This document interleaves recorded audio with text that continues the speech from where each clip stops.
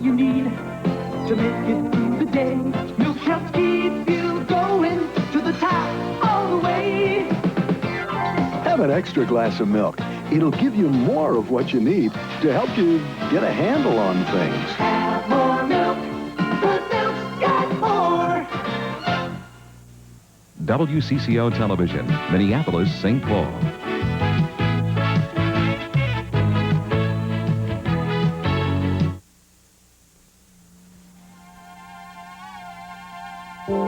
From WCCO Television, Minneapolis, St. Paul, this is the 5 p.m. Report with Don Shelby, Ann Rubenstein, Bud Kraling, and Ralph John Fritz. Good afternoon, everyone. It looks as if the Minnesota Twins will remain in Minnesota for at least a few more years. Well, that's because more than $6 million has been raised to buy the Twins tickets and thus hold the team to its lease at the Metrodome.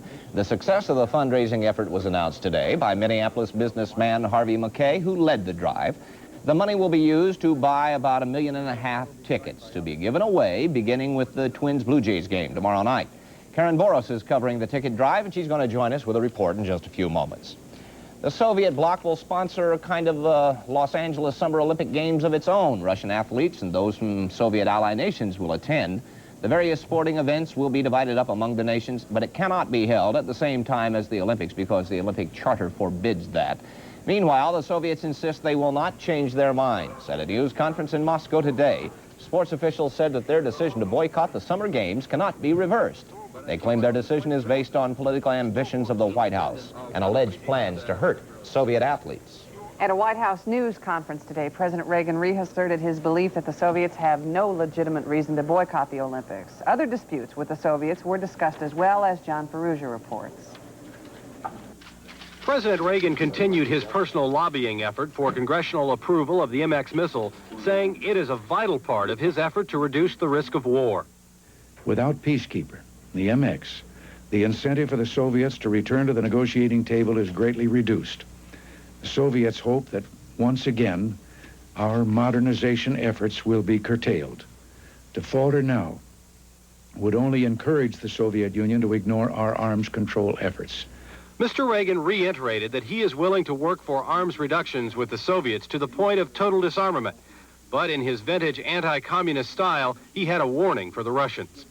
We're not going to let them get so powerful that they can impose nuclear blackmail on us. Congressional opponents charge that the president's tough talk and unprecedented peacetime military buildup is creating a worsening U.S.-Soviet relationship. But Mr. Reagan and his advisors remain confident that his continued hard line will not only bring the Soviets back to the negotiating table, but will win him votes in November. John Ferrugia, CBS News, the White House. A federal judge has overruled the Justice Department and ordered a new investigation into how Jimmy Carter's briefing papers got into the 1980 Ronald Reagan campaign. Attorney General William French Smith has 7 days to apply for the appointment of a special prosecutor who will investigate whether any high-level government officials violated criminal law. The ruling comes 3 months after the Justice Department closed its books on the case without bringing any prosecutions. The Supreme Court has cleared the way for the Reverend Sun Myung Moon to serve an 18-month prison term for tax evasion. The justices refused to hear an appeal from the founder of the controversial Unification Church. Moon claimed jurors in his trial were prejudiced. Moon has been free on bail pending the outcome of his appeal. Despite an election boycott and 2 bloody shootouts, Filipinos crowded polling places today to elect a National Assembly. It's the first major test of President Marcos' strength since the assassination of opposition leader Benigno Aquino. The latest violence came over the weekend when a communist rebel ambush killed 17 soldiers and a shootout left 9 dead. Voters are choosing from among 1,000 candidates to fill only 183 seats in the Assembly. The President Party now holds all but 12 of those seats. A gas leak is the suspected cause of an explosion that tore through a 9-story office building in Athens, Greece today. At least 100 people were injured by the flying metal fragments and glass shards. The blast occurred in a pastry shop on the ground floor of that building, but it shook the entire building and several blocks around those buildings withstood some punishment. It took firefighters several hours to rescue people trapped beneath the rubble. The stock market began the week by continuing its downward slide. The Dow Jones Industrials average slipped more than 6 points, closing at 1,151.07. A St. Paul City Council committee today endorsed a plan to allow voters to decide whether the city should increase the number of liquor licenses it has.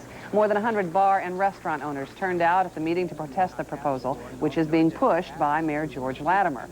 The mayor says the city can no longer artificially limit the number of licenses, but bar owners complain that they could be run out of business by the increased competition. Mike Strand is covering the story. He'll join us with a report in just a few minutes. Just ahead on the Monday 5, the success of the Twins ticket buying drive. It's 5 minutes and a half past 5 o'clock.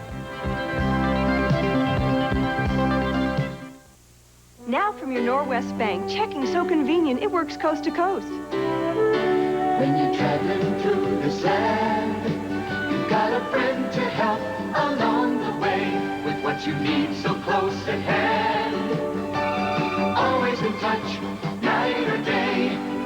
Norwest Checking offers you instant cash at over 5,000 locations nationwide. It's the Norwest spirit at your Norwest Bank.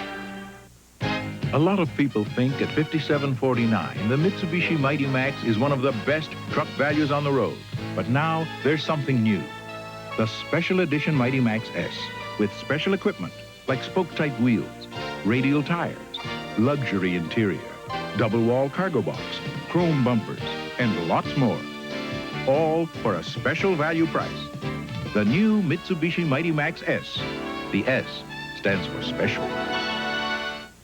I've got my health and a comfortable home and 7 adorable grandchildren.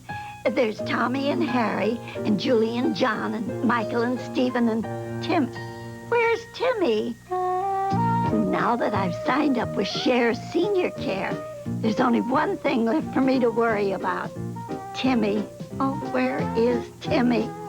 Compare Medicare supplements and you'll choose Share Senior Care because there's so much more to share. Ordinary mowers don't cut it. If you're a tough customer, you demand extraordinary. And one riding mower gives you that. Aaron's. Aaron's gives you more bagging capacity, more comfort, easier height adjustment and less scalping, and more years of service. Aaron's makes a tough decision easy. Aaron's, the easy choice for tough customers. See these full-service Aaron's dealers near you. As we told you just a few minutes ago, the Twins ticket buyout is a success. As we mentioned earlier, Minneapolis businessman Harvey McKay announced today that enough money has been raised to hold the Twins to their Metrodome lease through at least 1988. Is that correct? 5 more seasons in the Metrodome. Karen's been covering this story. What they have done is they have raised $6 million in pledges from corporations and pledges from the city of Minneapolis and the Stadium Commission and the Minnesota Vikings. They will use that money to buy 1.4 million tickets. They need to sell 2.4 million tickets to buy the Twins to their contract with the Metrodome. Now, this relies also on the general public getting out there and buying almost $1 million worth of tickets. This is the news conference this morning at the Chamber of Commerce where the announcement was made. So we have a plan, as they say, but we are not out of the woods yet. Okay, so obviously this does not solve all the problems, right? This does not solve all the problems. This still relies on just general folks walking up and buying 1 million tickets between now and the end of the year. The public is being asked to do that then. What, over the weekend, all of this money was raised. I'm getting the figures confused. There was $6 million finally raised, right? $6 million, yes. And we need how much more, or how many more tickets? They need to buy up 1.4 million tickets and another 1 million tickets at the general gate. Now, one of the things that I talked to Dave Moore, who's the Twins ticket manager today, he said advance sales are down about 20% and speculated that that might be caused by rumors that all these free tickets are going to be available. Jerry Bell from the Stadium Commission says that's not going to happen, that the tickets that are purchased could even be destroyed. They plan on distributing those in a very controlled fashion because they don't want to cut into the paid gate with free tickets. That makes sense. They need 1 million people to turn out to the ball game, and they don't want to give any of those 1 million a free ticket. What kind of reaction did this all bring from Calvin Griffith? I talked to Calvin about an hour ago. He said there's got to be a better way to do business.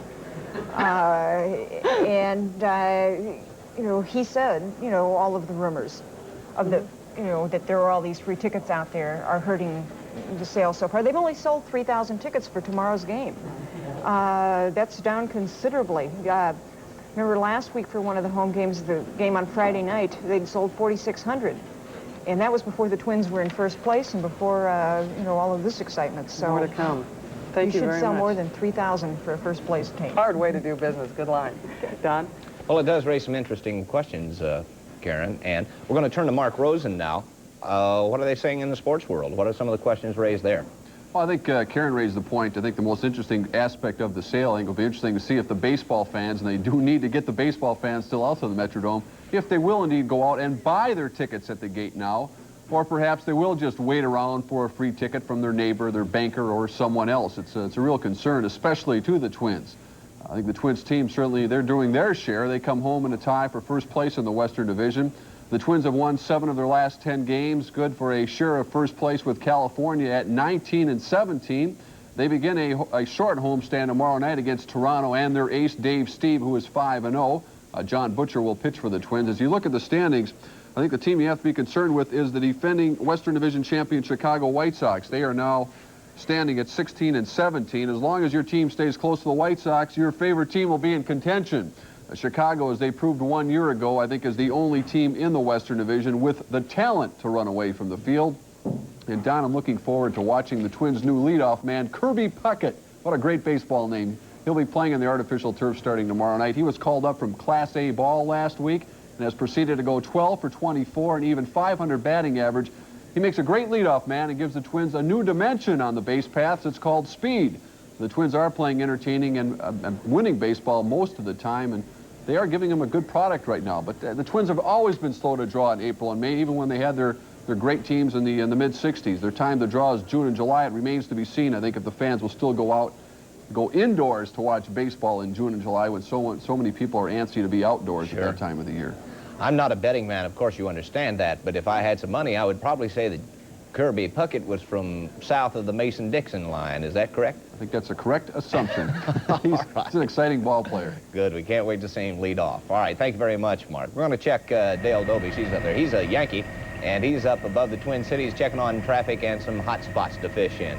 Well, we saw some real nice spots to fish in today, Don. Of course, it's a beautiful day to be out flying around the lakes. Actually, traffic-wise, it's not too bad of a day to be out driving either.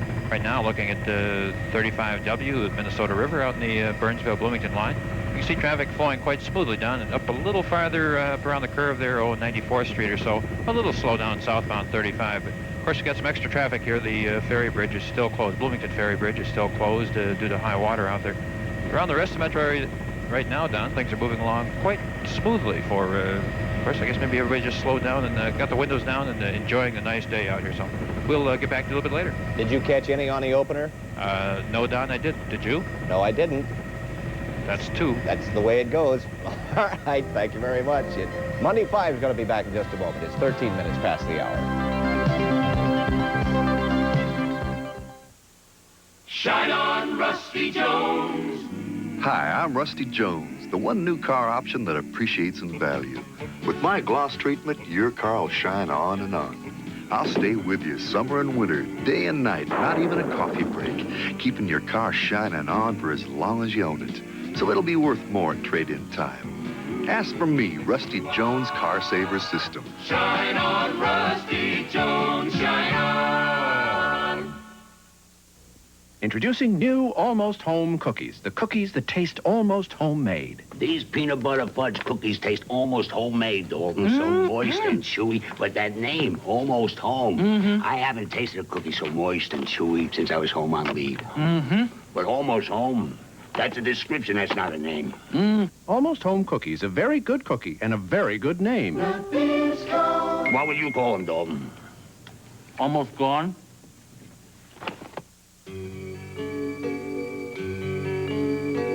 Start at the dawn of a new day, exploring the wide open road. Follow the trail where it's leading you and discover Ontario. You'll see the mist on the water and feel the sun shining strong. You'll find the smile of a friendly face that says this is where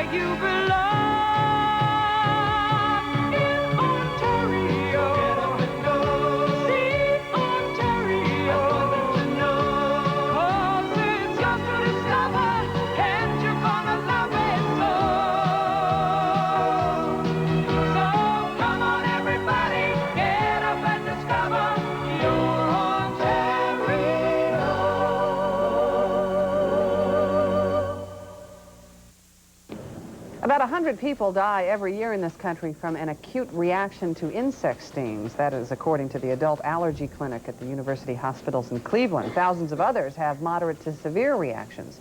And with spring finally here, local emergency rooms and clinics are expecting to treat Minnesotans for this problem. Our health and science reporter, psychologist Dr. Larry Kuttner, has more. Hidden among the greenery that sprung to life these past weeks are a host of natural irritants to plague the allergy victim. As one doctor described it, snuffling through his own case of hay fever, spring is the bread and butter season for allergists. Of particular concern during the warmer months are stings from bees, wasps, hornets, and yellow jackets. Most people simply get a local reaction, some pain and swelling near the site of the sting. But allergic reactions can be quite different. The allergic reaction to an insect can produce hives and trouble breathing, including the sensation of a throat closing. The worst could be a shock-like state and collapse. Few allergic people, says Dr. Wesley, have an extreme reaction the first time they are stung. However, they may have generalized itching or hives in reaction to that first sting, and that should serve as a warning to see their doctor to find out if they are allergic. While some bee sting allergy victims can have their immunity built up, many others are treated differently.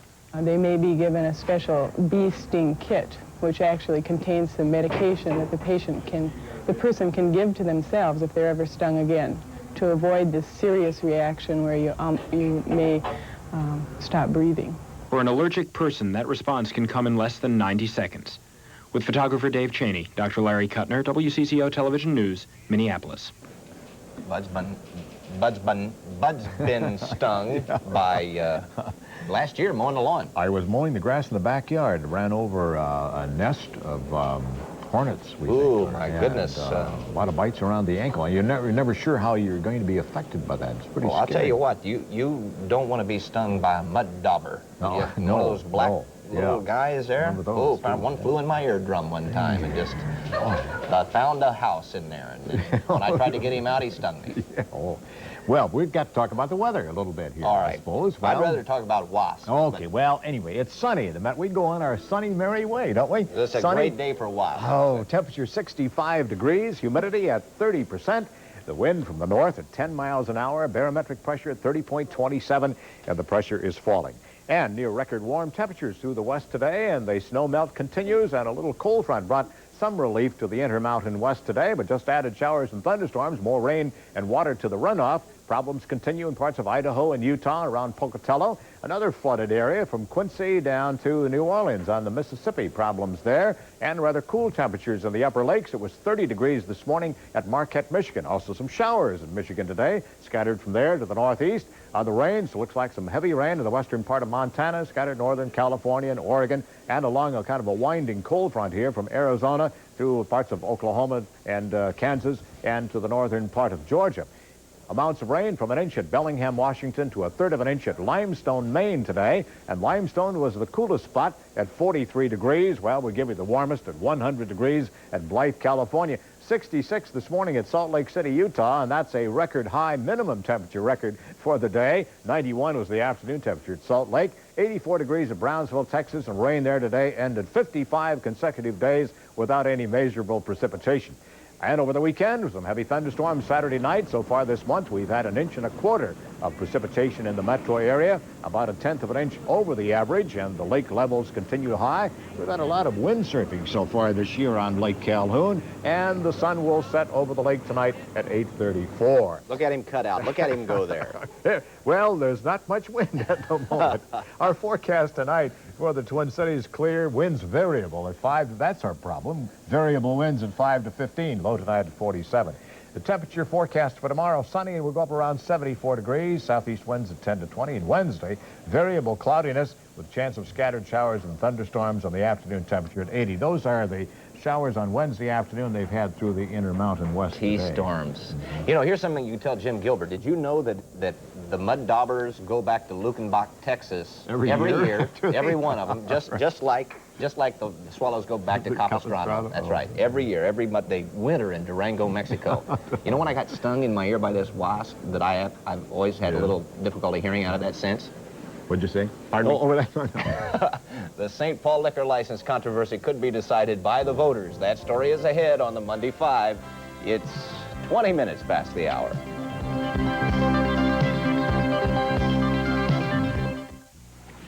Sure, farming is hard work, but it takes a lot of thinking, too. I thought long and hard before I tried new Buctril corn herbicide last year. I found it does more than stop broadleaf weeds. It stops me from worrying about vapor drift and stalk brittleness. When you stop and think about it, it just makes sense to use Buctril, the post-emergent herbicide that does its job and stops. Stop weeds, stop worry. The Buctril stops here. D'Amelia rigatoni, D'Amelia fettuccini, D'Amelia spaghetti, D'Amelia linguini. All D'Amelia pastas have their origin with only quality ingredients found in Italy. Pure mountain spring water and 100% di semola di grano duro. We say qualità superiore. Now you can enjoy pasta in America that's as good as it is in Italy. Grazie, D'Amelia. From now on, there's a better way to glue. The Thermogrip brand hot glue gun is perfect for easy repairs because it sets in 60 seconds. Thermogrip bonds to almost anything without clamping or mixing. Thermogrip creates beautiful crafts because its unique trigger controls the amount of glue. Thermogrip even caulks windows and tile, all without any odor or mess. The Thermogrip hot glue system from Emhart. The future of gluing is here today. Thermogrip. Columbo's Puffs the French! Columbo's Puffs the French! Introducing Columbo's French bread pizza. Tasty Italian toppings on crisp French bread. Columbo's renverse les Français. Columbo's tops the French because only Columbo's starts with crispy, hearth-baked French bread, topped with original recipe sauce, mounds of real mozzarella cheese, and choice Italian toppings. Columbo's è su dei francesi. Columbo's new French bread pizza. It tops the French. St. Paul officials have been trying to decide whether to allow more bars and restaurants to sell liquor, and today, City Council Committee approved a plan to let the voters decide. Mike Strand has that story now from our St. Paul Bureau. Mike? Annie, the efforts to reform St. Paul's liquor license policies have sparked a bitter political debate here in St. Paul. Bar owners and reform advocates are battling over the question of expansion of those licenses and the ability to sell the licenses on the open market. St. Paul currently holds a total of 199 liquor licenses, which is the maximum, all of which are now in private hands. Now, reformers want two things. First, to expand the number of licenses by up to 10 per year until the year 1991, and then lift the ceiling on licenses and prohibit sales between private owners. Opponents say that would take about $80,000 each out of license holders' pockets. Now, the City Council held a public meeting today at which Mayor George Latimer says the current system is unfair competition and makes bad public policy. He wants to end the city's endorsement of the liquor monopoly in St. Paul. The full council will vote on the election question next week. And there are two political wrinkles involving the mayor. First of all, bar owners are upset that Latimer is closely aligned with big city developers who are very hungry for many of those new licenses. Secondly, council members are still fuming about Latimer's end run to the legislature this past spring to get authority to make those changes. So the debate on this should be and continue to get more interesting. What do you think is going to happen with the full council, Mike? I think at this point the council looks to be slightly in favor of the reforms. We understand that there's a 4-3 majority, very slim, and it's very subject to change at this point.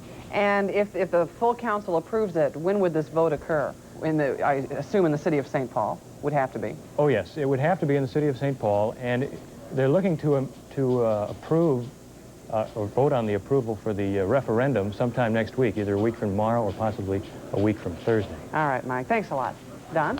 There's a secret war going on in the business world. Some companies have engaged in an espionage war, trying to steal secrets from their competitors. Many firms are buying elaborate equipment to protect themselves from this advance. All of this is the focus of a special series of reports beginning tonight at 10. Alan Cox has been preparing that series. Sounds like James Bond at work in the corporate world. It has its Bondian aspects, it has its aspects of cloak and dagger, but it also has its more mundane aspects. What is clear is that industrial espionage in various forms is costing the owners of companies, shareholders of publicly held companies, and ultimately the consumers in the United States billions of dollars. Some of the estimates we came across were as high as $20 billion a year lost to companies through industrial espionage. We're talking about copyright violations, patent violations, stealing actual technology. Stealing information of all sorts. This is the information age, and it affects financial companies. It affects companies involved in medical technology. What are these drawings here? These are artist conceptions of a manager of Medtronic who last fall attempted to sell some secrets to one of his competitors, ended up selling them to FBI undercover agents. Surveillance photos? Private investigators' photos of a case here 2 years ago where one company was accused of stealing the garbage of another company.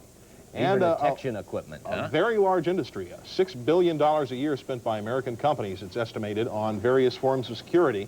And it's expected to quadruple, that figure is, by 1995. Is that why when you're flying sometimes, you're reading in these flight magazines, they'll have advertisements for debugging equipment for corporate executives, know when your phone's being tapped or Very whatever? sexy for corporations, but there's some question about how efficient that is. It seems that procedures, making sure your employees know what they're doing, what's secret, what shouldn't be, making sure that they aren't talking in one row of an airplane with each other, where a competitor or someone who might overhear them is on the row behind. How about the international aspect of this? You know, when we were talking about the Silicon Valley operation with the computer geniuses at work out there, that Asian companies are sending in espionage. Asian companies, Soviet consulate in San Francisco is in a prime location to monitor what's going on in Silicon Valley, and it's even extending, we believe, to the Midwest.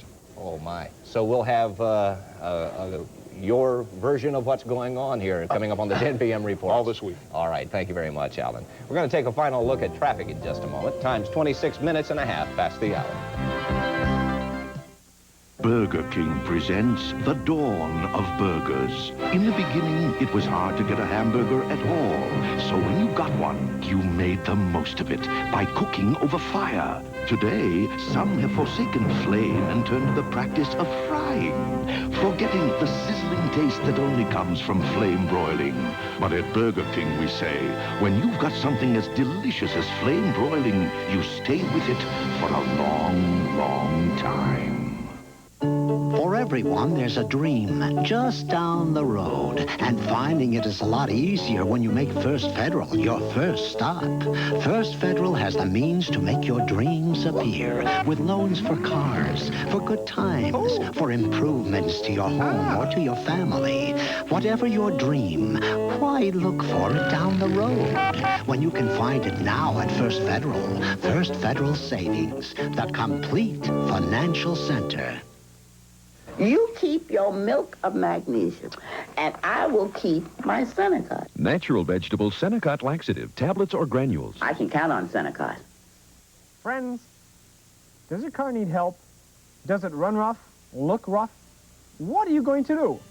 Here's the answer. Champion Auto Store's May Day celebration. Get in your car, drive in and save big money. Look at this. Oh, for the car. For the garage. And what do we have here? Something for the home. So come on in and save during Champion Auto's May Day celebration. Champion! Time for our last traffic check. Here's Dale. All right, Ann. Traffic's still moving along very, very smoothly in most parts, or in all parts of the metropolitan area. We did notice a minor two-car accident northbound out of Laurie Hill Tunnel, but that's off the side, not really backing up traffic at all. So right now, a little look at Spaghetti Junction here in St. Paul. You can see very, very smooth traffic. So I think, Ann, we're going to say goodnight. Everybody have a beautiful evening on this wonderful day, and we'll be back again tomorrow. We'll give you a little shot of the Capitol here to sign off with. Where? Where? Oh, okay. We're back. All right. The business of government ground to a halt at the White House today, as hundreds of White House workers left their offices to get a glimpse of Michael Jackson.